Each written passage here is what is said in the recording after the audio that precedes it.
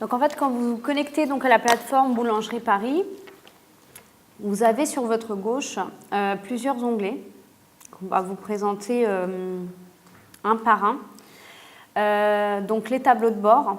Donc les tableaux de bord, ils récapitulent donc les factures clients, les encours, les factures payées, non réglées, les dépenses, le compte bancaire et le résultat. Celui-ci, il peut être paramétré par vos soins en fonction si vous voulez le mois en cours, le trimestre ou l'année. Donc bien sûr que si vous mettez les dépenses par année, il faut aller essayer de mettre tout le reste par année aussi. Donc le résultat, etc. pour que ça aille avec. Ici, sur les factures clients, vous avez la partie en retard. Donc ça veut dire que tout ce qui est en retard, c'est ici. Si vous voulez voir un peu plus en détail, en fait, vous cliquez dessus et il va vous mettre toutes les factures qui sont en retard à ce jour. Qui dit en retard dit le délai de paiement que vous avez spécifié au départ. Donc on va voir après les paramétrages. Vous avez l'onglet banque. Donc l'onglet banque, vous allez l'utiliser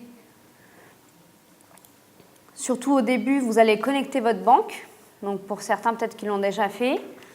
En fait, vous allez connecter votre banque avec vos identifiants que vous connectez à votre banque habituelle. Donc vous allez le mettre une fois. Après, normalement, il ne vous le demande plus, sauf si vos codes personnels se modifient aussi sur votre compte bancaire, ce qui est normal. Si ça modifie donc sur votre compte bancaire, vous êtes obligé ici d'aller le modifier.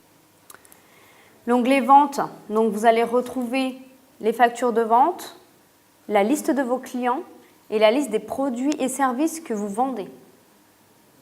Pareil, on va le voir en détail après. Les dépenses, ça va être la liste de vos fournisseurs et toutes les factures d'achat. Les factures d'achat vont venir donc du logiciel Receipt Bank. Les employés, on ne peut que les lister en fait. Ça peut être utile surtout quand vous faites des notes de frais. On verra après sur Receipt Bank. Donc les rapports. Bon, les rapports, il y a beaucoup de rapports, c'est vraiment du domaine du comptable. Ça ne va peut-être pas vous intéresser, sachant qu'il y a le compte de résultat, le bilan, etc. Après, dans les rapports, on peut paramétrer des rapports un peu plus personnalisés. Ça veut dire qu'on a parfois des clients qui vont demander je veux les factures qui ne sont pas réglées tous les mois. Donc il y a un mail qui part automatiquement. Donc on va paramétrer un rapport et il y a un mail qui va partir automatiquement en fin de mois avec la liste des factures non payées. Donc ça permet de faire un suivi des factures. Donc ça, c'est un paramétrage à faire et ça arrivera sur votre boîte mail. La TVA, donc c'est pour la partie des comptables, sauf s'il y a des comptables en entreprise. Donc c'est pour faire la TVA mensuelle ou trimestrielle. Donc c'est cet onglet-là. Donc pour les autres, ils n'auront pas à toucher là-dessus non plus. Plan comptable, pareil, c'est pour tout ce qui est comptable. Donc on va dire que la partie banque, à part connecter votre banque, TVA, plan comptable, tout ça, vous n'aurez pas besoin d'avoir accès. Étant donné que c'est votre collaborateur comptable qui s'en charge. Alors, avant de faire donc des factures de vente ou paramétrer des dépenses, etc., il faut paramétrer donc votre entreprise. C'est normal parce qu'en fait, pour les documents commerciaux, que ce soit des devis, des factures, etc., il faut qu'on ait les mentions obligatoires. D'ailleurs, sur notre site, il y a une petite fiche avec les mentions obligatoires. Donc les modalités, le numéro SIRET, le numéro intracommunautaire, etc. Si vous ne la trouvez pas, vous nous faites un mail, on vous envoie le lien. Donc les paramètres, c'est ici la roue dentée. Donc il y a paramètres de l'entreprise et paramètres des documents. Donc on va déjà commencer par ça. Donc les paramètres de l'entreprise. Donc c'est les paramètres basiques. Ça va être pour tous vos documents commerciaux. Donc le nom de l'entreprise, donc ici c'est Boulangerie Paris, hein, mais ici vous avez le petit stylo, vous pouvez toujours modifier, d'accord ? Vous pouvez rajouter un logo. Donc nom de l'entreprise, les coordonnées, donc ça c'est l'adresse, le mail de l'entreprise, le site web. Donc ça, c'est des informations que vous pouvez ou pas faire afficher. On verra après dans les paramètres des documents des factures de vente, par exemple, vous pouvez ne pas les faire afficher. Si vous pouvez ajouter une adresse mail, pour les clients, si elle est différente de l'adresse de la société. Je pense notamment à ceux qui ont deux établissements, par exemple. Donc le numéro de téléphone, etc. Le capital social. Bon, ça, c'est toutes les informations vraiment obligatoires. Donc le RCS, vous l'avez tous, je pense. Le SIRET. Ici, c'est si vous avez de l'analytique sur vos dossiers. Mais de toute façon, ici, c'est paramétré par votre comptable. La langue. Donc voilà, ça, c'est les informations générales qui vont apparaître sur vos documents. Vous pouvez toujours les modifier donc sur la droite. Quand vous cliquez dessus, ça s'ouvre aussi. Au lieu de faire par ici, vous cliquez n'importe où. Donc ça, c'était les paramètres de l'entreprise. Paramètres des ventes, les factures de vente. Donc on va regarder après l'apparence. Ici, vous avez le contenu des documents commerciaux, les conditions de facturation par défaut. Donc ça veut dire que si vous n'avez pas spécifié pour chaque client, imaginons un mode de règlement et le délai de règlement, c'est celui-ci qui va s'appliquer par défaut. Donc généralement, le délai de règlement est le même pour tous au final. Sauf si vous voulez spécifier, mais à ce moment-là, il faudra le spécifier dans la fiche du client. Donc ici, vous pouvez modifier conditions de facturation à défaut, donc 30 jours, 15 jours, 60 jours, payable à la réception. Vous pouvez mettre une adresse d'expédition. Si pareil, elle n'est pas la même que le siège social. Alors, numérotation personnalisée, c'est aujourd'hui, par exemple, si vous passez sur QuickBooks en cours d'année et que vous avez déjà fait des factures et que vous avez déjà une numérotation, si on fait numérotation personnalisée, vous pouvez aller rentrer le numéro suivant de votre numérotation. Alors qu'ici, si on met non, ça veut dire qu'il va vous commencer par 1, quoi. Après, c'est plus pour les ventes de marchandises, il y a la date du service, etc. Donc ça, c'est voir si vous voulez le mettre ou pas. Est-ce qu'il y a de remises sur les factures de vente ou pas? Pareil, à spécifier, vous pouvez le mettre ou l'enlever. Ça, c'est en règle générale, sachant qu'après, sur le corps de la facture, vous pouvez toujours aller le remettre. Est-ce qu'il y a un acompte ou pas? Le spécifier. Produits et services. Alors, pour tous ceux qui font des ventes de marchandises, par exemple, effectuer le suivi de la quantité et du prix. Ça, on le met quand vous faites des ventes de marchandises. Parce qu'en fait, dans le corps de la facture de vente, vous pouvez aller rajouter des éléments. Ça veut dire que, je ne sais pas, vous faites une prestation graphique, vous allez mettre, je ne sais pas, du graphisme, par exemple. Donc, le service s'appelle graphisme, sauf qu'à côté, vous pouvez toujours aller détailler. Donc, est-ce que vous voulez que le mot graphisme apparaît ou pas? Donc, c'est ici. C'est la colonne produits et services. Est-ce que vous voulez qu'elle apparaisse ou pas? Donc ça, c'est les messages à paramétrer avec les factures de vente. C'est-à-dire qu'en fait, il y a un message qui va s'ouvrir lorsque vous allez envoyer une facture de vente. Vous pouvez soit préparamétrer un message type, entre guillemets. Donc voici votre facture, nous vous remercions de votre paiement rapide, etc. Sachant que avant envoi, vous pouvez toujours aller modifier cette phrase-là. Vous pouvez aller cocher si vous voulez qu'on envoie une copie par email. À chaque envoi de vente, je ne sais pas si vous avez un autre mail où ça part chez quelqu'un d'autre, par exemple, etc. Vous pouvez toujours mettre en copie plusieurs personnes ici.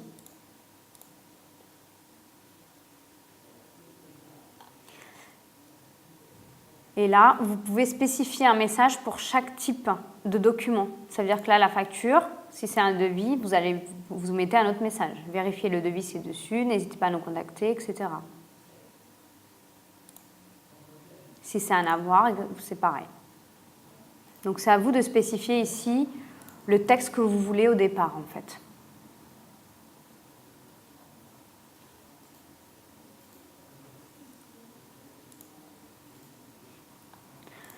Le rappel, on peut envoyer un rappel en fait des factures non réglées. ça envoie un rappel automatique. Alors attention, les rappels partent directement. Donc en fait, c'est tout le temps ce message-là qui apparaîtra. Donc il n'y a pas la fenêtre qui s'ouvre pour aller spécifier, pour aller modifier le texte. Donc lorsque vous faites un rappel de la facture, on vous montrera tout à l'heure après sur la facture le rappel. Donc il faut faire attention ici à ce qui est paramétré.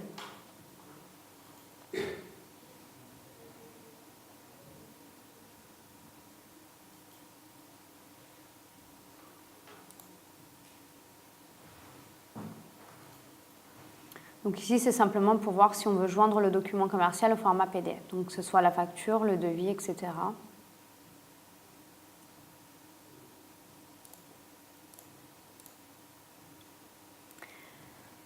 Pareil, lorsque vous envoyez un relevé de compte, on le verra aussi tout à l'heure, le relevé de compte, c'est vous allez envoyer à chaque client, par exemple, les factures qui sont non payées pour l'instant, par exemple. Donc vous allez envoyer un relevé de compte. Alors, on revient sur les ventes. Donc, on va regarder l'apparence, personnaliser l'apparence. De toute façon, l'apparence, c'est soit dans paramètres de l'entreprise, vous allez sur les ventes, soit personnaliser les documents. Il y a deux endroits. Donc, vous pouvez créer plusieurs modèles. Ce qui est bien ici, c'est créer peut-être un modèle de devis, un modèle de facture. Et vous pouvez aussi créer plusieurs modèles de factures de vente, par exemple. Vous pouvez créer un modèle, par exemple, pour les ventes à l'étranger, parce qu'il y a la mention obligatoire à mettre et qu'il n'y a pas de TVA, etc. Et puis peut-être que, je ne sais pas, vous pouvez peut-être mettre dans une autre langue, etc. Vous pouvez créer ici plusieurs modèles. Donc les modèles, donc là, ils en ont déjà défini deux. Un pour les factures de vente, un pour le devis. Donc vous faites nouveau modèle de facture ou de devis. On va regarder les factures. Bon, après, c'est le même principe. Donc, dans les modèles, c'est prévisualisé à droite, sachant que ce que je vous conseille de faire quand vous faites des modifications ici à gauche, c'est qu'à la fin, vous regardiez vraiment ici, prévisualisé en PDF et que vous l'ouvrez, parce que ce n'est pas du tout les mêmes mentions. On a un problème ici, là, en bas, par exemple, ils mettent 2 fois le numéro SIRET, alors que quand on va l'ouvrir, vous verrez qu'il n'y a qu'une seule fois en bas. Je ne sais pas, je pense que c'est un bug de chez eux. Voilà, il n'y est qu'une fois. Donc dans ce modèle, on peut modifier la partie haute, le centre et le bas. Alors, on va commencer déjà par modifier le document. Donc vous avez plusieurs types de documents. Bon, sachant qu'il n'y a pas beaucoup de choix. Hein. Comme vous pouvez le voir, il y en a 5. Standard, tableau. Vous voyez à quoi ça ressemble. Après, vous verrez ce qui vous convient un peu le mieux. En forme de bandeau. Relief. Focus. Voilà.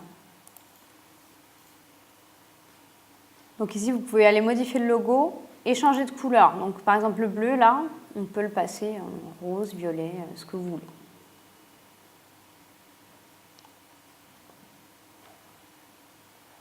Alors la police, c'est simple, hein. Il y a 3 choix. Donc bon, on ne peut pas faire grand-chose. Donc ça, c'est la présentation globale. Alors certes, c'est pas non plus très joli, mais si ça peut vous rassurer, nous qui sommes comptables, donc David et moi, c'est vrai qu'on ne s'est pas présenté, mais, nous qui sommes comptables, quand la facture elle arrive chez nous, on ne va pas du tout regarder si elle est belle ou pas. On l'enregistre et puis c'est tout. Hein. On l'enregistre, nous ce qui nous intéresse, c'est le nom du client ou fournisseur et le hors-taxe, le montant de TVA et le TTC. Donc le contenu. Donc c'est ce que je disais tout à l'heure, il y a la partie l'entête, le pied de page et la partie centrale.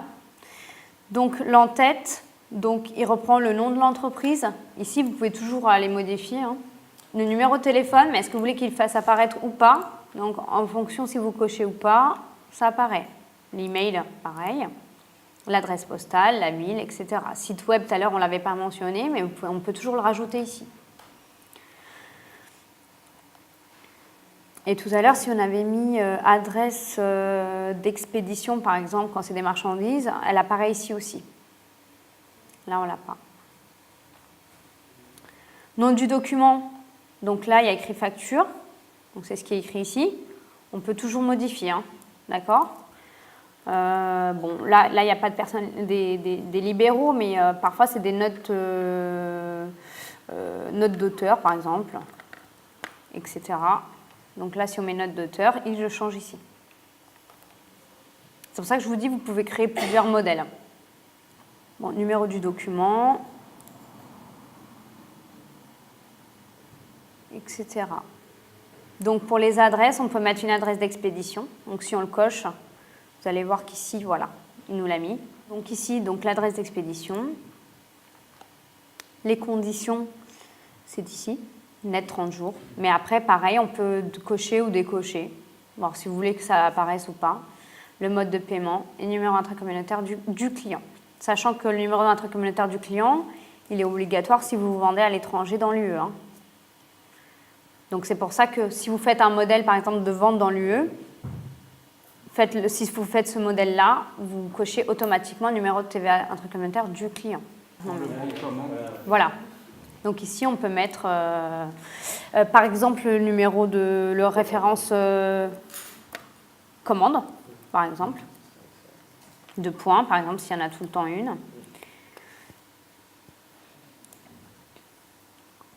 Voilà, donc il le met ici. Donc il y a toujours des champs libres.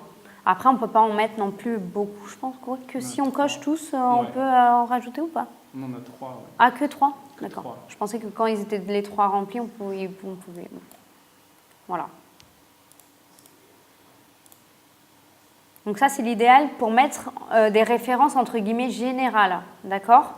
Pour mettre des références liées à un client, vaut mieux passer par la fiche client. On va vous montrer après.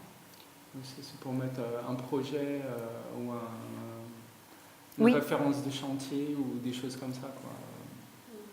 Sachant qu'après, quand vous faites la facture de vente, vous pouvez toujours aller rajouter une mention libre. Donc, par exemple, pour le projet, ceux qui ont de l'analytique, vous pouvez mettre le nom de projet. Donc, le produit-service, donc c'est ce que je disais tout à l'heure. Si on le coche, on le décoche, c'est ici, c'est le nom du produit. Voilà. Sachant qu'ici, c'est la description que vous pouvez mettre après à la main, quoi.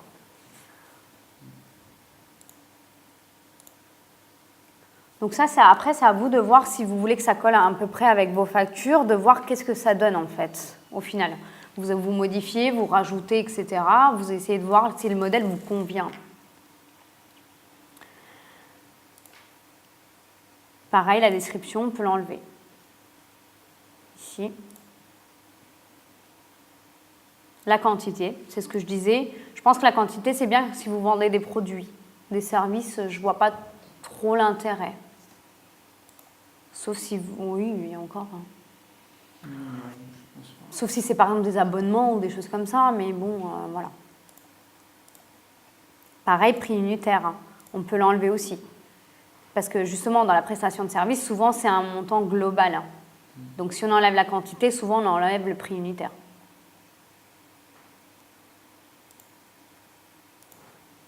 C'est le taux de TVA. Donc pareil, si vous voulez qu'il apparaisse ou pas. Je pense que c'est bien quand vous avez des services ou des produits qui ont différents taux de TVA. Ça permet peut-être aux clients de distinguer, mais ce n'est pas nécessaire.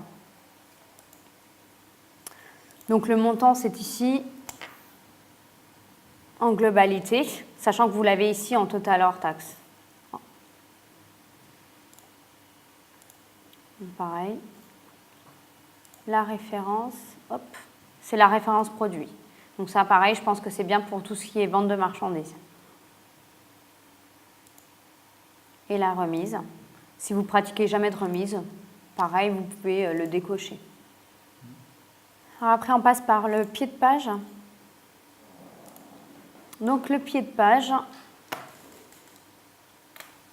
Vous pouvez toujours faire un récapitulatif de la remise, par exemple ici, la faire afficher, si vous pratiquez une remise.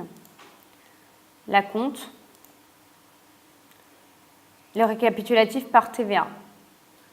Alors, ici, donc ça fait apparaître le récapitulatif de la TVA, c'est ce que je disais, je pense que c'est bien de le mettre si vous avez plusieurs taux de TVA. Si vous n'en avez pas, c'est pas nécessaire. Hein. Les mentions légales, donc c'est ce qu'on disait tout à l'heure, pénalité de retard, 10%, pas d'escompte, indemnité, machin, enfin bon, ça c'est la mention légale. Donc c'est ce que je vous disais, il y a une petite note là-dessus sur le site Émergence que je vous invite à regarder pour voir toutes les mentions obligatoires. Ici, vous pouvez mettre un petit mot sur les factures. Alors, je ne sais plus où ça apparaît. Tiens, oui, c'est là, on a... Voilà, donc il apparaît ici. Ou si vous voulez que les clients vous fassent un règlement absolument par virement, voilà. Ou alors qu'un acompte est exigé, je ne sais pas moi, de 30% enfin, je ne sais pas. Voilà, donc c'est libre. Bon, ici, il reprend le capital, le RCS et le SIRET. Et là, vous avez encore moyen de mettre une mention libre aussi. Donc, je sais pas, on va pas mettre bisous, hein, mais voilà. Mais elle apparaît toute ici, hein, donc ici c'est plus pour. Alors normalement le numéro intracommunautaire il apparaît, mais je pense notamment certains ils mettent leur numéro URSSAF par exemple quand ils ont des salariés. Donc quand vous aurez modifié tout ça, ce que je vous conseille donc, c'est de prévisualiser en PDF le définitif. C'est ça qui va ressortir en fait après. Bon là c'est pas très joli, hein, mais avec votre logo, vos mentions, etc. Alors ici, comme vous pouvez le voir, il vous fera apparaître le numéro de facture. On ne peut pas l'enlever. Voilà. C'est apparemment, ça a été demandé par les experts comptables pour ne pas perdre, par exemple, quand la facture elle est sur 2 pages, c'est pour qu'on ait le numéro en bas de page pour retrouver avec quoi ça va en fait. Voilà. Apparemment, c'était pour ça.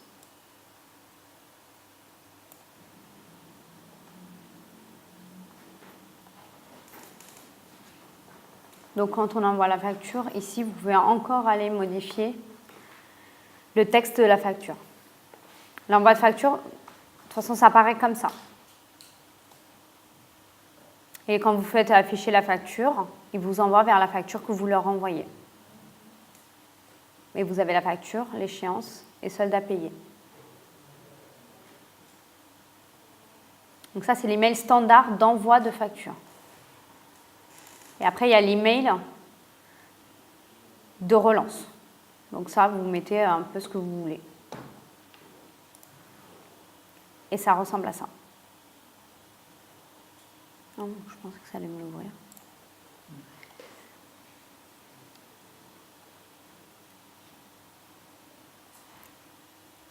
Voilà, donc on a terminé avec la personnalisation. Donc à vous de voir si vous voulez faire plusieurs modèles ou pas.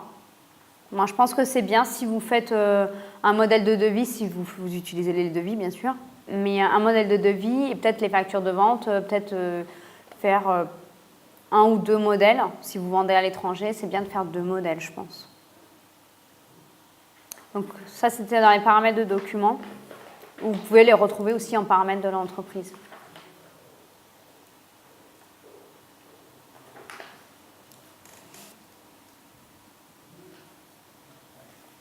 Donc on était ici, personnaliser l'apparence, c'est exactement la même chose en fait. Les dépenses, là on n'a pas vraiment besoin de l'utiliser, sachant que nous on passe par Recette Banque pour importer les dépenses. Ici il y a surtout les conditions de paiement des factures, mais bon, C'est plus pour les rapports, ça veut dire que si vous sortez, je ne sais pas moi, si vous sortez vos factures de vente en retard, vous pouvez aussi sortir peut-être les fournisseurs que vous n'avez pas encore payés, par exemple. Mais moi, je pense qu'ici, les dépenses, t'en penses quoi, toi, David? C'est pas vraiment nécessaire, quoi. C'est plus ici, là, dans les rapports, si on veut sortir, je ne sais pas, un récapitulatif dans le mois, peut-être spécifier ceux qui sont en retard, mais bon, je ne vois pas trop l'intérêt. Option avancée, ça normalement, c'est indiqué par votre comptable. Donc c'est tout ce qui est à la comptabilité. Donc le premier mois d'exercice, si c'est janvier ou si c'est septembre ou octobre, peu importe. Le premier mois de l'exercice fiscal, c'est identique à l'exercice financier. Est-ce que c'est... on peut changer, hein, si c'est janvier, etc.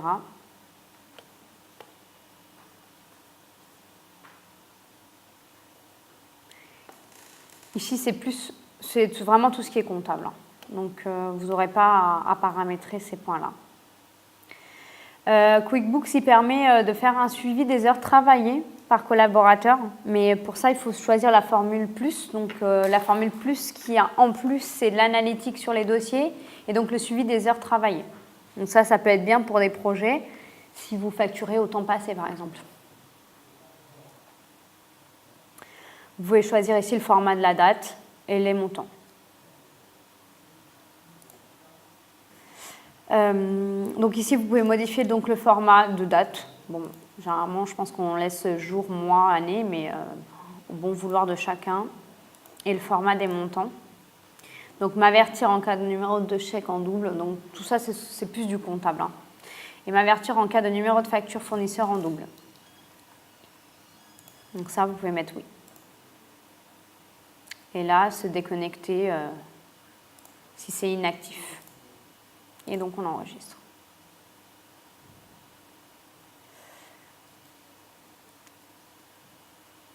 Donc ça, c'est tout ce qui est paramétrage.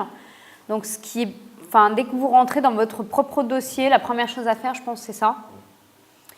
Parce que c'est ça qui va faire que... qui va définir donc, toutes les données pour vos factures. Donc, vos documents commerciaux. Et bon, on va faire des devis. Du coup, on va aller dans le petit plus en haut à droite, là.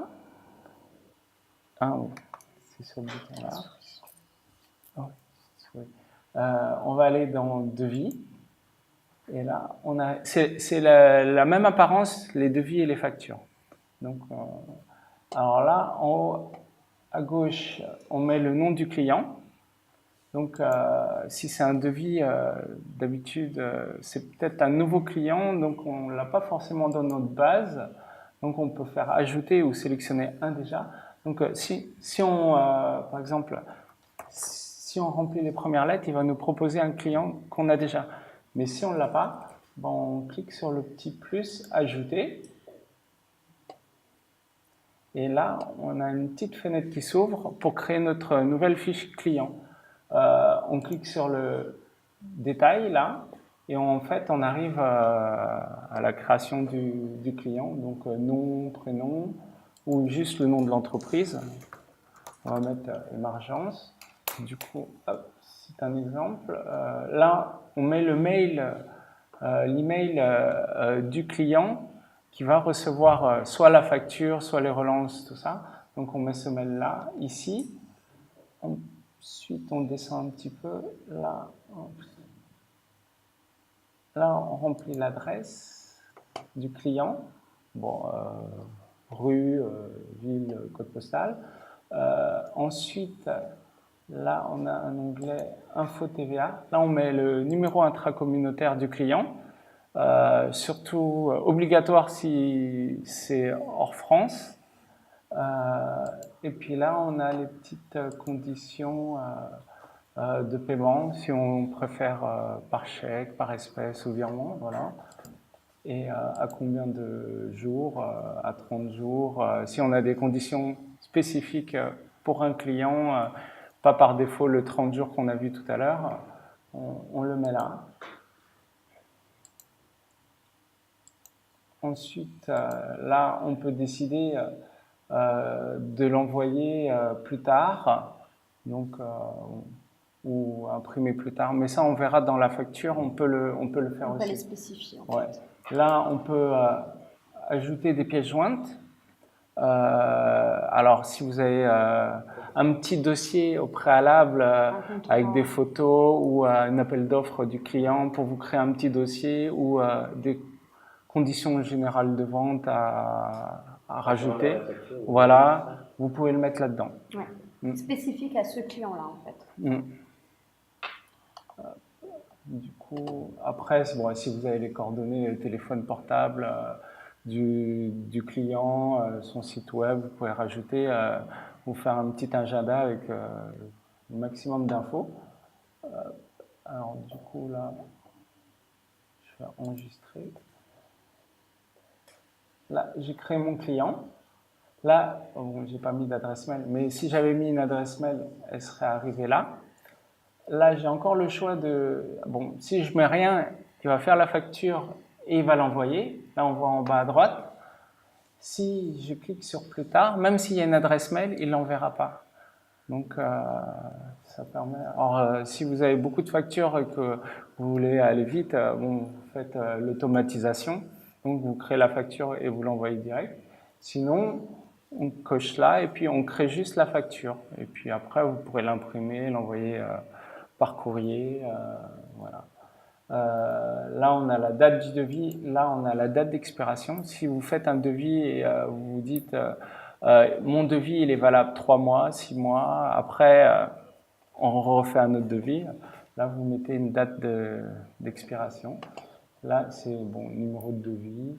Bon, là, c'est l'analytique. Bon, c'est pas trop important pour les devis.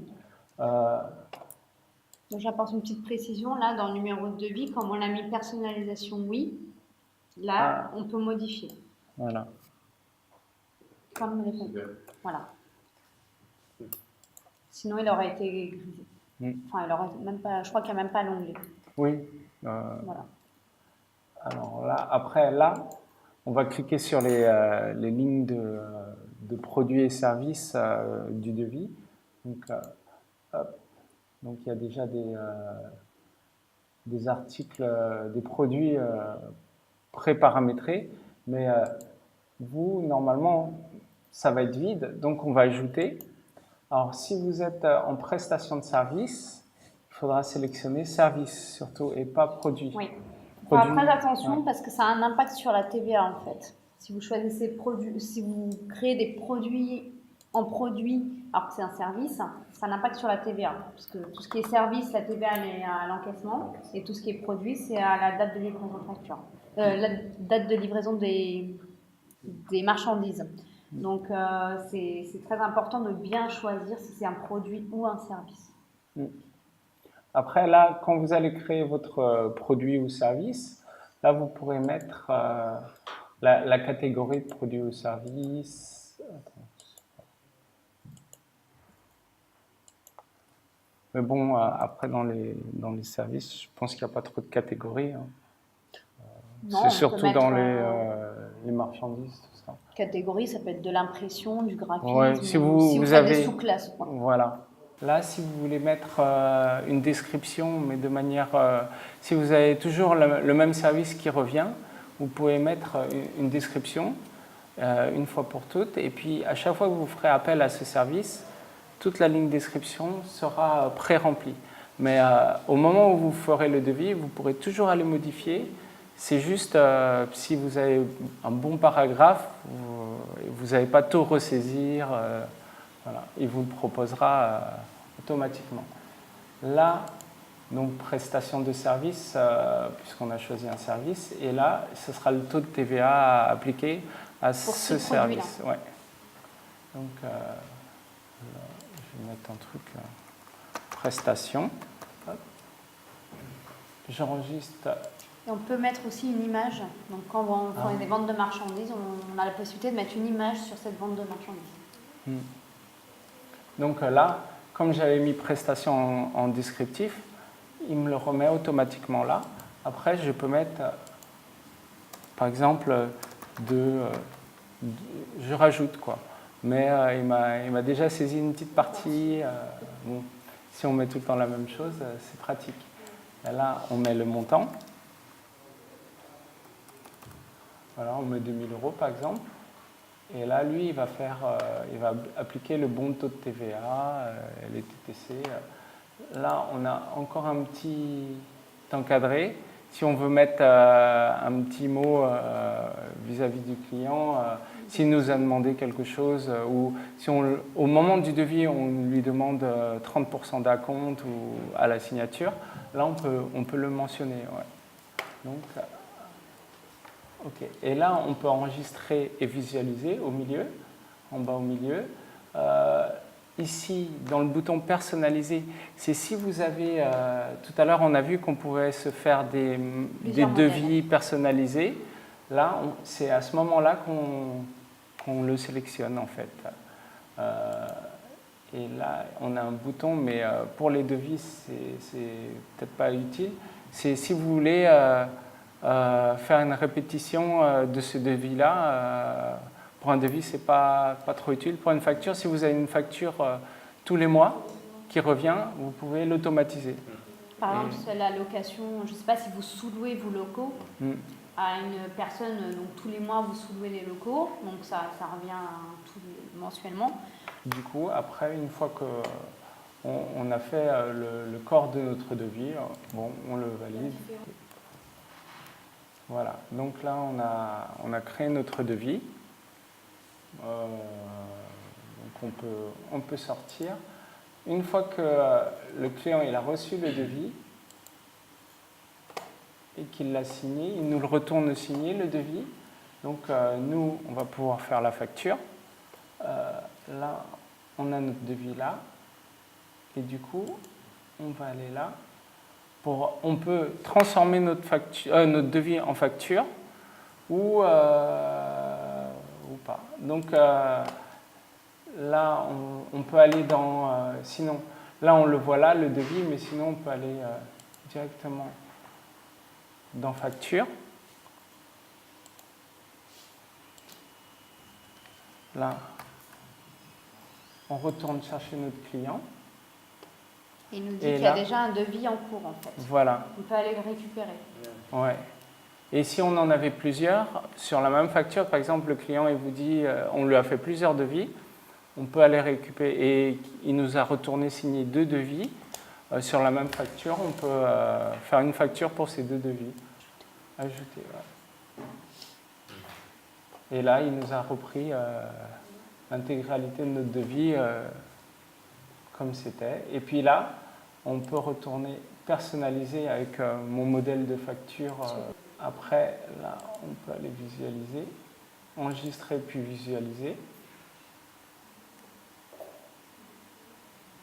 Du coup, là, on a bien tout, nos 2400, prestations, voilà.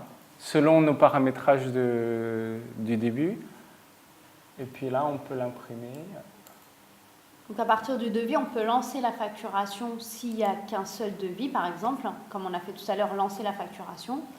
Ou alors on va dans facture et quand on fait une nouvelle facture et qu'on fait appel au client, si on a plusieurs devis, je pense que c'est plus simple de faire comme ça, sur la droite, donc les devis qui sont en cours et peut-être qu'on va les rassembler du coup, et tout facturer d'un coup.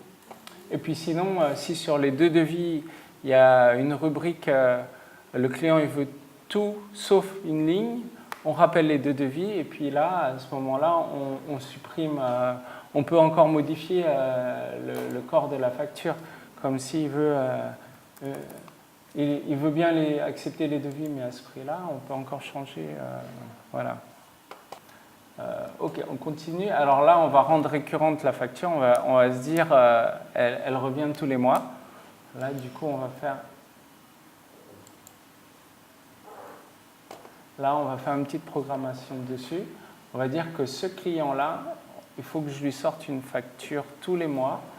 Donc, on va lui dire, là, on peut lui demander de créer cette facture-là tous les mois à telle date, mais on lui demande de le créer quelques jours avant cette date-là pour que, par exemple, on ait le temps de l'imprimer, de la mettre sous enveloppe et de la poster, par exemple. Donc là, on peut dire 6 jours avant la date, on va générer cette facture dans le logiciel. Donc, on va dire que, bon, là, on va dire qu'on va enregistrer et l'imprimer plus tard. Sinon, on pourrait ne rien mettre là et puis cocher par mail. Et puis, il va vous l'envoyer automatiquement. Voilà, le jour qu'on a décidé, il va générer la facture et l'envoyer automatiquement au client. Donc, sans aucune manipulation de plus. Là, on décide de la périodicité, si c'est tous les mois, si c'est une fois par mois, si tous les jours. Là, on décide du jour dans le mois. Si on décide de facturer tous les mois le dernier jour du mois. Et là, on marque la date de déclenchement de cette répétition de facture. Par exemple, je sais pas, on va dire à partir du 1er janvier. Voilà. Et si on a un contrat, par exemple, ça se fait beaucoup avec les administrations, c'est des contrats très longs, mais de 2 ans, 3 ans, on peut, si on a une date de fin, on peut le mettre. Sinon, par défaut, on n'en met pas.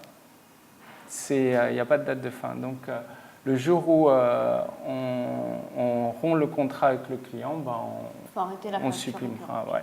Voilà. Donc, enregistrer le modèle. Et puis, voilà. Tous les mois, ils veulent des gâteaux. Voilà. Donc, après, on les retrouve. Donc, les factures récurrentes. Ah oui, les factures récurrentes, on les retrouve là, dans Opérations récurrentes. Dans la petite roue dentée en haut à droite, et dans les listes, on a les opérations récurrentes. La facture, elle est là, en émergence, programmée, facture chaque mois, ouais, etc. 114 €. C'est comme la facture téléphone. Vous pouvez toujours la modifier, bien sûr, la facture récurrente. Oui. Oui. Là, vous allez sur le petit triangle, supprimer. Suspendre ou supprimer. Ou vous pouvez aller tout simplement modifier si les tarifs ont changé. Voilà. Vous pouvez aller retourner dans le corps de la facture et puis aller changer. Donc là, c'est vrai qu'on est passé par le plus. Ah. Mais ici, en fait, vous avez la liste de toutes vos factures clients. Vous avez aussi les fiches clients.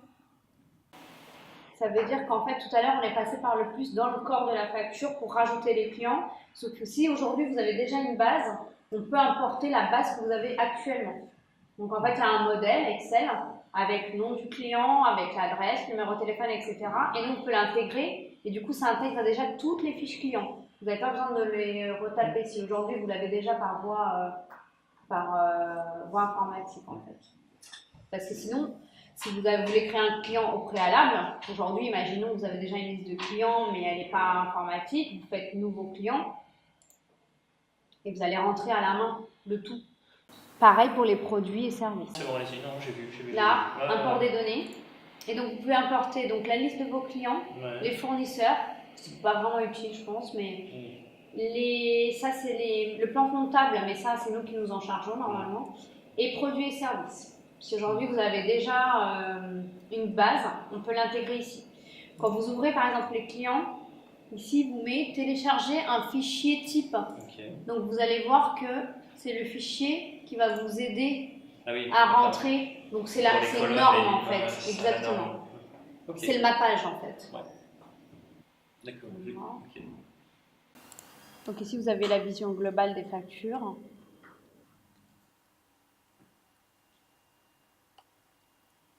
Ce qui est spécifié ici en retard, c'est ce que vous avez spécifié au départ. Ça veut dire que sur la fiche client, si vous avez spécifié qu'il est payable aux 30 jours, s'il a dépassé les 30 jours, ici il sera en retard. Mais s'il n'a pas dépassé les 30 jours et que vous avez spécifié à 45 jours par exemple, il ne sera pas là-dedans. Donc c'est important de... Donc en retard, après si vous cliquez dessus, vous avez ici le détail des factures qui sont en retard. Ouais. Après, on va voir comment relancer les clients à deux niveaux. Le niveau, on va dire une petite lettre, un email gentil avec un petit rappel duplicata. sympa. Juste pour rappeler au cas où le client a perdu la facture. Alors, si vous envoyez une facture, vous utilisez le mode par email. En fait, quand vous envoyez la facture et que votre client clique sur la facture et l'ouvre, vous êtes averti que votre client l'a lu, la facture. Donc, si vous dit « Ah, j'ai pas payé parce que je l'ai pas reçu », vous savez que c'est pas vrai, en fait.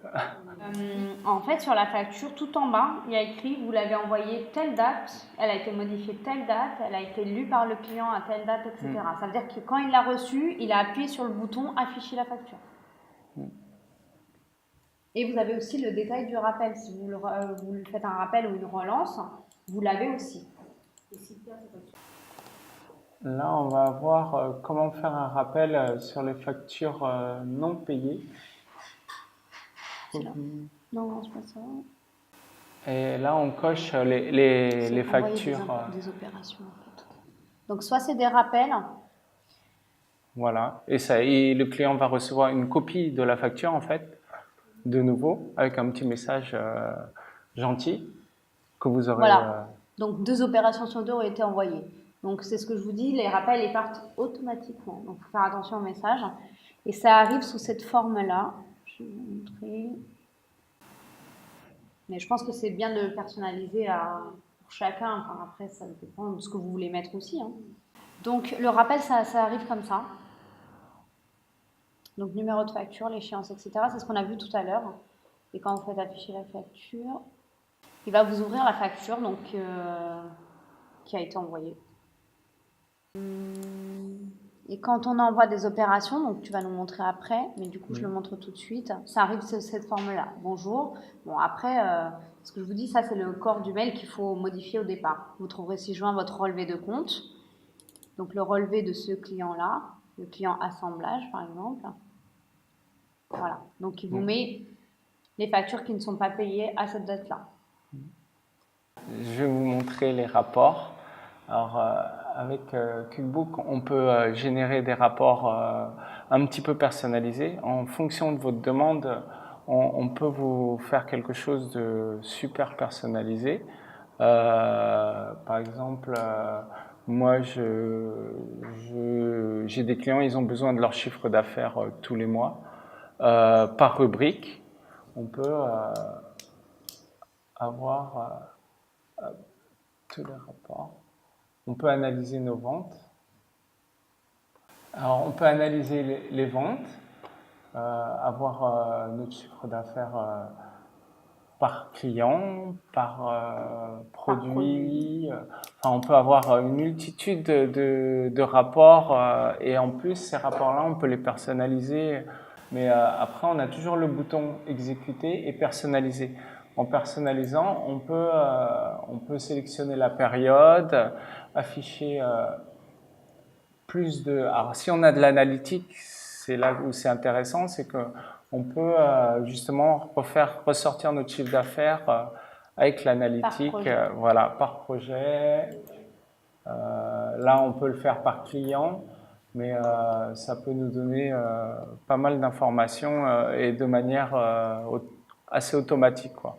Une fois que on peut programmer justement après ces rapports-là et le demander, par exemple, tous les mois, vous voulez, où que vous soyez, le recevoir par email. Vous avez le besoin, nous on essaie de trouver le rapport qui va avec ce besoin et on peut le programmer. Voilà. S'il y a beaucoup de rapports, vous pourrez aller voir dans rapport là. Il y a beaucoup de choses proposées. Après, on n'a pas forcément l'utilité de tout suivant notre activité. Ouais. Du coup, il vaut mieux en discuter avec nous, avec le collaborateur comptable, et qui vous propose des modèles de rapports personnalisés pour vous. Et dans ce cas-là, il va créer vraiment quelque chose de sur mesure et ça ira dans mes rapports personnalisés. Donc, au lieu que vous ayez à chercher un petit peu partout, au début, vous pouvez aller regarder, fouiller partout. Mais sinon, Le plus simple, c'est que vous demandez aux collaborateurs et puis ils vous feront vos propres rapports et ils apparaîtront là. Voilà, là, il y a déjà eu quelques petites choses de faites. Et au lieu de chercher partout, vous aurez simplement à venir ici et puis de générer votre rapport tous les mois, tous les 6 mois. Ou de recevoir donc, Allons-y. par mail tous les mois. Voilà. Sur un dossier, par exemple, la cliente m'a demandé la liste des factures non réglées à la fin du mois. Donc, elle reçoit tous les mois par mail la liste des factures non réglées. Voilà, au niveau du chiffre d'affaires, surtout comment paient les clients, tel ou tel client, le hit parade des clients, les meilleurs clients, les choses comme ça, quoi.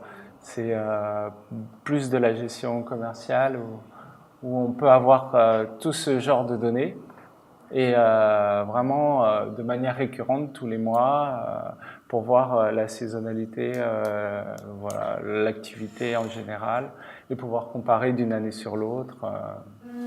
Donc en fait, donc là on a vu les factures de vente. Maintenant on va voir donc tout ce qui est dépenses. Donc dépenses, le cabinet a choisi de travailler avec le logiciel avec qui QuickBooks travaille, donc c'est Receipt Bank. Donc Receipt Bank, c'est un outil où vous allez pouvoir déposer vos factures d'achat uniquement. C'est-à-dire que, je ne sais pas moi, des appels de cotisation, de charges sociales, etc., normalement, on ne les rentre pas dedans. Donc Receipt Bank, ça se présente comme ça. Voilà. Donc vous allez avoir une vision comme ça. Pour ajouter des documents, donc vous avez ajouté des documents. Vous avez plusieurs modes de dépôt donc, de vos factures d'achat. Le premier mode, c'est par téléchargement. Donc, c'est-à-dire, c'est un scan ou c'est un PDF que vous avez déjà sur votre bureau, par exemple. Vous le faites glisser ici. Plusieurs pièces par fichier. Donc, je ne sais pas, vous avez fait un fichier zip avec toutes vos factures d'achat et vous le déposez ici. Ce n'est pas ce qui est le plus utilisé dans les sociétés. Pourquoi? Parce que nous, par exemple, ici, on a des gros scanners. Donc, on met tout, on charge tout, on le dépose, il n'y a pas de souci. Sachant que quand on dépose plusieurs fichiers dans une page, chaque page, c'est une facture. Voilà. Donc, en fait, la solution la plus utilisée, c'est avec l'application mobile. Donc, on vient après. Donc là, c'est par téléchargement. Par email. Je pense notamment à vos factures de portable, par exemple, qui arrivent chez vous par voie PDF. Quand vous faites transférer par exemple, ce PDF, au lieu de transférer à votre comptable aujourd'hui, par exemple, je ne sais pas, par mail, vous allez mettre un mail qui va être spécifié dans votre paramétrage de votre compte. En fait, ici, dans gérer les utilisateurs, mais ça c'est pareil, c'est quand le comptable il va créer votre compte, vous allez avoir un mail, donc par exemple le nom de la société 7h23 par exemple, vous allez avoir peut-être 7h23@recettbank.me. Donc en fait tout ce que vous avez en PDF déjà dans un mail, vous pouvez aller le transférer et vous mettez cette adresse-là. Donc cette adresse-là, ça va aller le déposer ici. Donc en fait pour ajouter des éléments, c'est soit en faisant glisser, soit par envoi par mail. Donc, téléchargement email, ça on l'a vu. D'ailleurs, là, ici, vous spécifiez le mail qu'il faut utiliser. L'application mobile. En fait, l'application mobile, donc c'est celle qui est le plus utilisée par les clients. Parce que c'est simple, vous sortez du restaurant, vous prenez votre portable, hop, vous faites la photo, ça le dépose ici, sur Receipt Bank. Donc en fait, voilà, ça ressemble à ça. Vous allez vous connecter donc à votre compte une fois. Hop. Là, on est sur le compte du client, par exemple. Voilà, on a un petit bouton avec un appareil photo. Donc après, on prend une photo. Voilà, et vous faites la photo de votre facture d'achat. Voilà. Donc ça, ce qui est bien, je trouve pour l'application mobile, ce qui est bien, c'est tout ce qui est petit ticket. Parce que ça, d'une, vous ne les recevez pas en PDF par mail, par exemple. En plus, pour le scanner et après aller encore le déposer en PDF, voilà. Donc je pense que c'est l'idéal. Bon, après, les clients, ils le font pour tout, hein, toutes les factures. même si, si elles arrivent que par papier, etc. Ils le font aussi avec l'application. Donc à partir du moment où vous faites la photo, ça va déposer aussi sur Essai de banque. Alors, par la poste, l'application, c'est pas disponible en France. Voilà. Par PayPal, donc si vous utilisez un compte PayPal, en fait, ici, on ne va pas connecter Receipt Bank à PayPal, c'est l'inverse qu'il faut faire. Il faut connecter PayPal à Receipt Bank. Donc ça, il y a un applicatif. Moi, je ne l'ai pas encore fait, je n'ai pas encore eu le cas. C'est pareil pour Dropbox. Par exemple, si aujourd'hui vous avez une Dropbox et que vous avez les documents dedans et que ça arrive dedans, vous pouvez aller connecter votre Dropbox au compte Receipt Bank. Mais ça, il y a des petites vidéos en fait pour pouvoir le faire. Et sinon, si vous avez besoin et que vous n'y arrivez pas, vous nous appelez puis on va vous trouver le mode d'emploi. C'est simplement que nous, on ne l'a pas encore fait sur des clients en fait. Donc voilà, tout ça, c'est les modes de dépôt des factures. Les factures, après, elles arrivent, donc que ce soit envoyé par mail, que ce soit déposé en téléchargement ou par l'application mobile, ça arrive dans la boîte de réception. Donc, ça met un petit temps à reconnaître. C'est-à-dire que ça met... c'est aléatoire. 3-4 heures. Ouais, voilà. 3-4 heures à reconnaître. C'est-à-dire qu'en fait, si vous avez une facture fournisseur, il va vous reconnaître le nom du fournisseur, le montant hors taxe, le montant de TVA, le TTC, la date d'échéance, le numéro de facture, etc. Donc, quand il vous reconnaît, ça ressemble à ça. Voilà. Donc là, par exemple, c'est le client, il a fait la photo de sa facture. D'accord? Donc, il vous le reconnaît.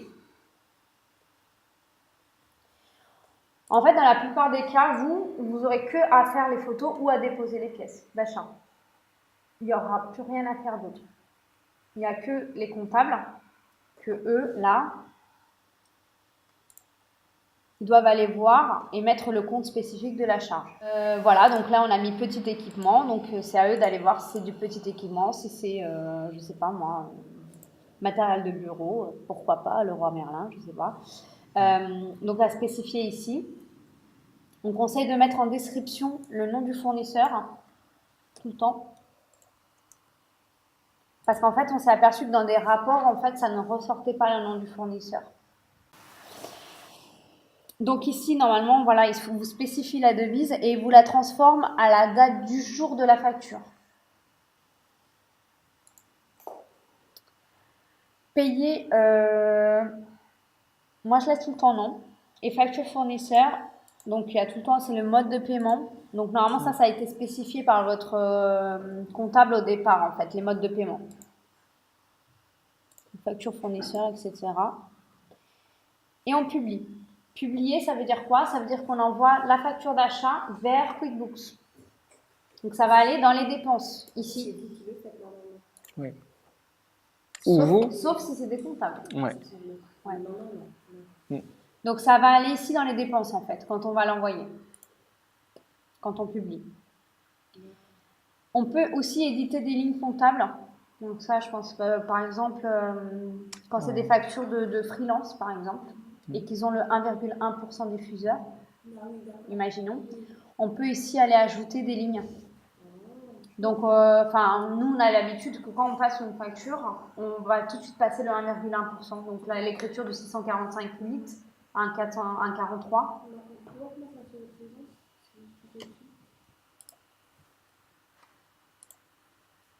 Voilà, donc la description, vous mettez, je ne sais pas moi, 1% diffuseur. Là, vous mettez le montant et le compte. Voilà. Et donc, c'est publié. Publié, ça veut dire que c'est envoyé. Ici, notamment aussi pour les comptables, on peut aller spécifier, imaginons, je ne sais pas, c'est une facture Darty. On a acheté du petit équipement parce qu'on a acheté un petit disque dur. Et on a acheté aussi des ramettes de papier, donc des fournitures de bureau. Donc ici, on a la possibilité que de mettre un seul compte de charge. En fait, en bas, il y a un truc qui s'appelle séparer.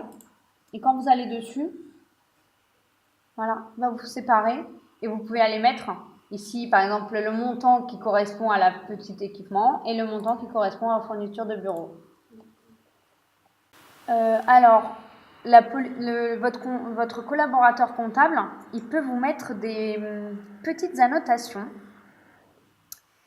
sur les factures, ici, et vous allez recevoir dans l'application mobile un message comme quoi, par exemple, cette facture-là, alors moi, ça m'est arrivé, par exemple, le client a mis que la page 1. Donc, en fait, quand on fait une photo, attention, si c'est sur 2 pages, il faut essayer de faire sur la même page. Sachant que même aujourd'hui, dans l'application, on peut séparer, en fait. Mettre multipage, ça s'appelle, je crois. Ah oui. Alors, je ne sais pas comment c'est dans l'application. Voilà. Multipage. Multiple et multipage. Voilà. En fait, là, par défaut, il est dans unique. Après, on peut faire multiple si on fait plusieurs factures. Et là, multipage. Si on a une facture qui fait 4 pages, on utilise ce mode-là.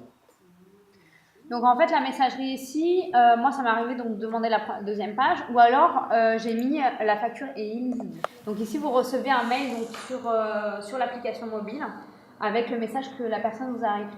Ici, alors, à partir du moment où c'est publié, ça passe ici en archive. Donc, en fait, tout ce qui a été envoyé sur QuickBooks, c'est ici. La date qui a été d'envoi sur QuickBooks est ici. Donc, vous pouvez toujours faire des tris par des têtes de colonne, date, fournisseur, etc. Alors, pour ceux qui rentrent des notes de frais. Donc, les notes de frais, on est obligé, pareil, de faire facture par facture. Donc, que ce soit par scan ou etc. En fait, ça va arriver dans la boîte de réception. En fait, il n'y a plus besoin de faire le tableau. Ici, ça va générer automatiquement le tableau. Sauf qu'il faut quand même rentrer frais par frais. Enfin, rentrer, quand je dis rentrer, c'est photographier ou déposer ou envoyer par mail. D'accord ? Donc, tout arrive ici. L'avantage, c'est que ça totalise tout seul. Ça met tous les comptes de charge tout seul. Je vais vous montrer. En fait, ici, quand vous avez spécifié le compte de charge, vous allez faire, je ne sais pas moi, imaginons la note de frais, c'est le roi Merlin, plus ça, etc. Là, vous allez faire ajouter à une note de frais. Donc là, il vous propose, vous voulez l'ajouter à une note existante ou une nouvelle note. Donc, si c'est nouvelle note, il va vous demander le détail, je ne sais pas, le nom de la personne. Voilà, donc Pierre, note de frais de janvier 2017. Donc là, quand on a créé plusieurs personnes dans la société, donc par exemple les employés, on peut aller lui dire à qui on l'affecte. Donc là, par exemple, c'est au gérant de la société. Et date de la note, on met la date de la note et on fait ajouter. Et quand vous l'ajoutez, ici, dans les notes de frais, elle sera là-dedans. Oui, il y aura une seule ligne avec une note de frais, avec le total de la note de frais. Et après, ici, vous allez affecter en 467, si c'est en débiteur créditeur divers, ou en compte courant, 455. Alors, donc là, on va regarder un peu plus pour les comptables, donc ce qu'ils font au niveau de la banque. Donc, normalement, quand vous avez fait vos factures de vente, que vous avez fait le récit de banque, en fait, le récit de banque, entre guillemets, il faudrait que toutes les dépenses au débit, il faut qu'on ait les tickets, entre guillemets, sur récit de banque. C'est-à-dire c'est vos achats, sauf paiement de cotisation, paiement de TVA, etc. Eh bien, une fois qu'on a les scans, transféré les scans de récit de banque à QuickBook, ça apparaît dans les dépenses et les fournisseurs. Ça crée des nouveaux fournisseurs où ça vient incrémenter des fournisseurs existants. Et du coup, quand au niveau de la banque, on a un débit bancaire, eh bien, s'il retrouve la facture dans QuickBook, il vous prévient en fait. Il y a, via un petit cartouche rapprochement en vert, c'est-à-dire que là, il a détecté dans le dossier une facture qui correspond à ce paiement. Donc après, c'est à vous, il vous propose de le rapprocher. Si vous rapprochez, c'est l'équivalent du lettrage en fait. Et si vous le rapprochez, hop, il passe là. En fait, les écritures qu'on voit là, dans l'onglet « À valider », c'est ce qu'il a remonté de votre banque, mais pour l'instant, c'est juste... Il n'y a pas de facture en face, en fait. Ouais. Pour l'instant, il n'y a pas de facture en face. En revanche, il en a reconnu quelques-unes. Là, on voit le reconnu neuf. Ouais. C'est-à-dire qu'il en a reconnu quelques-unes. Bon, après, il y a des règles, etc. Mais il a reconnu quelques-unes. Et lorsque vous validez, donc vous lui dites, OK, ça, c'est bien la facture qui correspond à ce paiement-là, vous mettez en rapproché. Et donc, du coup, il passe de à valider dans QuickBooks. Pareil pour les clients. Lorsque vous cliquez dessus, vous avez possibilité, là, il vous propose qu'un seul. Bon, là, c'est un encaissement de vente, donc bon, c'est pas très cohérent, mais bon, sur les achats et fournisseurs, c'est pareil. Il vous propose un seul, mais il peut vous proposer, imaginons, il y a un encaissement de 300 €. Sauf que 300 €, c'est le client X et le client Y. Donc ici, il va vous proposer que c'est le client X, sauf que vous savez que c'est pas ça, parce qu'en fait, dans le descriptif, il y a peut-être écrit, je sais pas, que c'est Y. Donc en fait, ici, il va vous proposer la liste des factures de 300 € que vous avez encore non réglées. Et vous pouvez aller les choisir, celles que vous souhaitez, rapprocher. Donc ici, il n'y en a qu'une, mais vous pouvez avoir plusieurs lignes de 85-71, plusieurs clients avec ce même montant.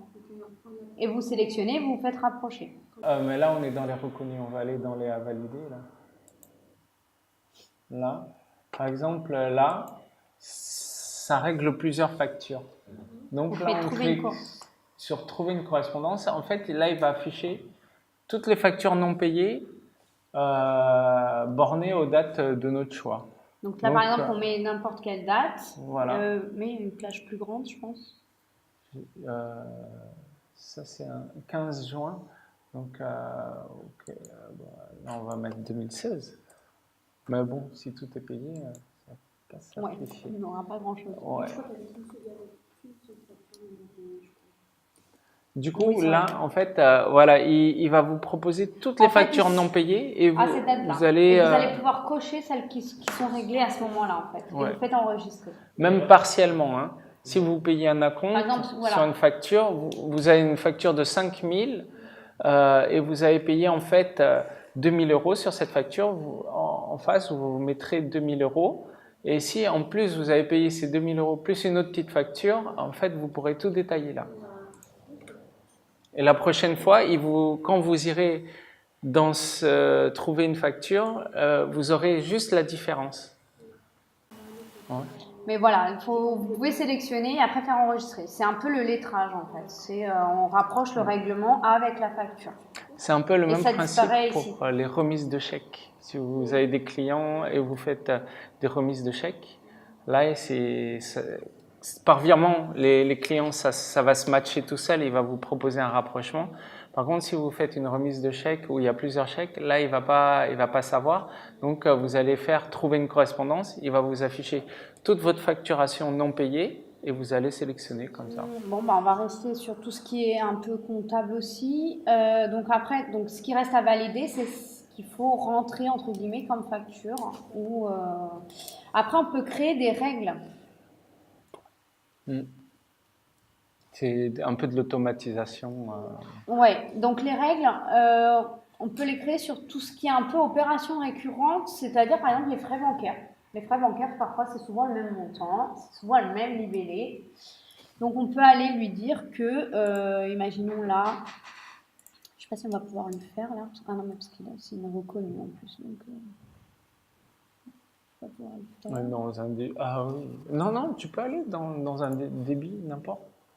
Donc imaginons là, c'est des frais bancaires. Hein. Bon, c'est pas du tout du vrai, hein, mais voilà. Donc on va lui dire que là, il n'y a pas de TVA.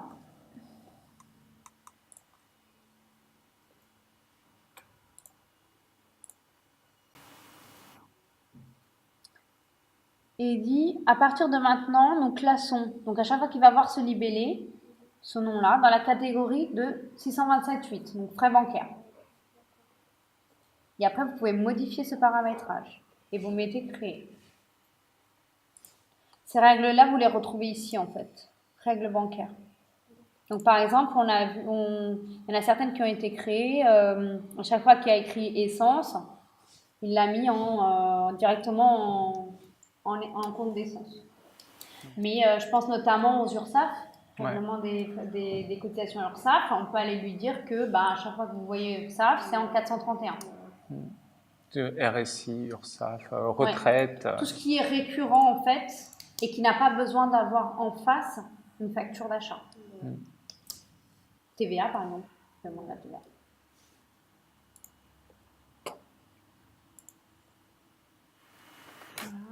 Alors, et on finit par donc la TVA.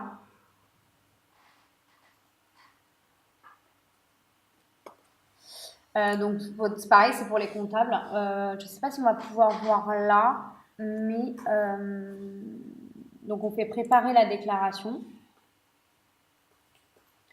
Donc si c'est une TVA trimestrielle, mensuelle, etc. Normalement, si j'ai. Donc en fait ici vous mettez la période. Donc il vous ressort le récapitulatif par exemple du mois de la TVA. Et ici, alors il ne vous fait pas la déclaration. Attention, il vous dit les cases et il vous dit les montants. C'est pas mal. Oui, et vous pouvez voir le détail aussi. Ça veut dire que là, dans les ventes prestations de services, quand on regarde le montant, vous rentrez dedans et il va vous dire ce qu'il y a en détail là-dedans. Ça vous fait un justif. Ouais, voilà. Donc là, il vous dit et il vous met tout ce qu'il a déclaré pour ce montant-là. Et pareil pour la TVA déductible, etc. Chaque case, c'est ce que je vous dis, ça ne crée pas la déclaration et ça vous dit quand même les cases et le montant. Après aussi pour les comptables, on peut rajouter des écritures de journal. Donc par exemple l'OD de TVA ou l'OD de salaire, plus écriture de journal. Donc là, vous mettez la date, numéro de pièce et vous mettez les numéros de compte, montant, débit, crédit, enfin comme d'habitude en fait. On n'a pas différents journaux, c'est qu'un seul. Oui, en fait, Ah on si, vous le sélectionne. choisissez ici, Ouais. en fait. Compte, et là il y a le journal. Vous allez voir qu'il vous le propose. Et ce que vous pouvez faire aussi par ce biais-là, vous pouvez créer des écritures récurrentes. Donc pour la TVA, pour les salaires. Paye, ouais. Par exemple ici, vous allez faire l'OD de TVA du mois dernier, imaginons. Vous allez la rendre récurrente. Et en fait, soit c'est programmé, soit c'est un rappel, soit c'est non programmé. Moi, je le mets tout le temps en non programmé. C'est moi qui... En fait, en programmé, ça veut dire qu'il va vous la passer automatiquement. Sauf que les montants changent. Donc, bon. Après, il peut vous faire un rappel. Ça veut dire que chaque 19 du mois, par exemple, si la TVA est le 19, il faut passer l'OD de TVA, imaginons. Moi, je mets tout le temps un non programmé.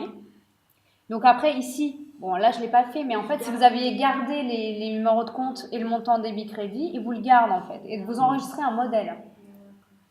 Ce modèle, donc vous voulez enregistrer, bon, là, j'ai mis non, c'est pas grave. Dans roue dentée, opération récurrente, comme tout à l'heure pour les factures. Donc ici, vous avez donné, moi, je donne le nom, par exemple, OD de TVA ou OD de salaire. Vous allez ici, le triangle à côté, et vous allez mettre utiliser. Et quand vous allez faire utiliser, il va vous ouvrir l'écriture et vous n'aurez plus qu'à modifier les débits et les crédits. Bon là, j'ai fait modifier une facture, donc c'est pas cohérent, mais... Et vous pouvez aller modifier les débits crédits. Donc en fait, c'est des modèles et vous n'avez plus qu'à modifier les montants. Pareil pour l'écriture de salaire. Donc plan comptable. Et d'ailleurs, s'il y a un compte qui n'est pas là, c'est ici aussi. Alors, je n'ai pas montré tout à l'heure, mais en fait, vous pouvez ouvrir 2 onglets en même temps. Ça veut dire que si vous êtes sur les factures de vente et que vous êtes dans les clients ou quoi, vous faites clic droit, ouvrir le lien dans une nouvelle fenêtre ou nouvel onglet. Dans plan comptable, là, il n'y a rien, mais vous pouvez ajouter, il y a nouveau plan comptable. On va voir votre plan comptable. Donc ça, c'est le plan comptable de QuickBooks, je pense, de base. Donc on peut rajouter un numéro de compte, si vous voulez spécifier, je ne sais pas, séparer par exemple les frais de télécommunication en frais de poste, frais de portable, frais d'internet, comme c'est le même compte, mais après vous pouvez le dispatcher. Vous pouvez rajouter ici. Et si vous voulez voir, imaginons le petit équipement, vous faites exécuter le rapport. C'est ce que j'avais fait, les illustrations sur forme de